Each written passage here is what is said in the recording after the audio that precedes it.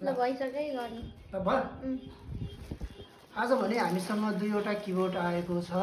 आज हामीले नेपालमा इन्डियन टोन भएको किबोर्ड हामीसँग क्यासियो सँगसँगै यामाहाको हामीसँग दुईवटा मोडेलमा किबोर्ड आइसकेको छ। हामीसँग अहिले हामीले यामाहाको यो किबोर्डलाई अनबक्सिङ गर्न खोजिरहेका छौँ। यामाहा PSS F30 भन्ने किबोर्ड हामीसँग आइसकेको छ। सँगसँगै तपाईँले हामीसँग अर्को किबोर्ड पनि छ। हामी आज एउटा किबोर्डको मात्र अनबक्सिङ गर्छौँ, तपाईँलाई देखाउँछौँ।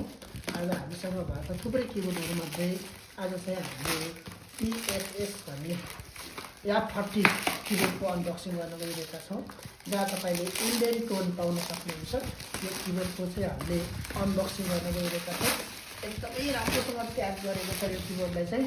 तपाईँ पनि त्यस्तै किबोर्डहरू किन्न चाहनुहुन्छ भने हामीलाई सम्झाउन सक्नुहुन्छ। हामी यहाँनिर यो किबोर्डलाई निकाल्ने कोसिस गरिरहेका छौँ।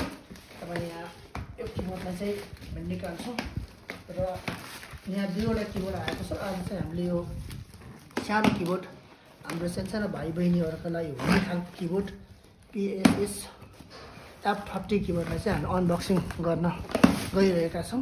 यहाँ तपाईँले देख्न सक्नुहुनेछ PSS F30। यहाँ तपाईँले देख्न सक्नुहुनेछ यो किबोर्डलाई हामी खोल्छौँ। खोलेर अनि यहाँ भएको सम्पूर्ण विषयवस्तुहरू तपाईँलाई जानकारी गराउँछौँ। यो हामीले झोलामा बोकेर हिँड्न सक्ने किबोर्ड हो र यहाँ हार्मोनियमका एकदमै राम्रो टोनहरू तपाईँले पाउन सक्नुहुन्छ र यो टोनहरूबाट विभिन्न गीतहरू निकाल्न सकिन्छ। यहाँनिर मसँग ठ्याक्कै खोल्नको लागि केही पनि छैन, त्यही पनि म हातले खोल्ने प्रयास चाहिँ गरिरहेको छु।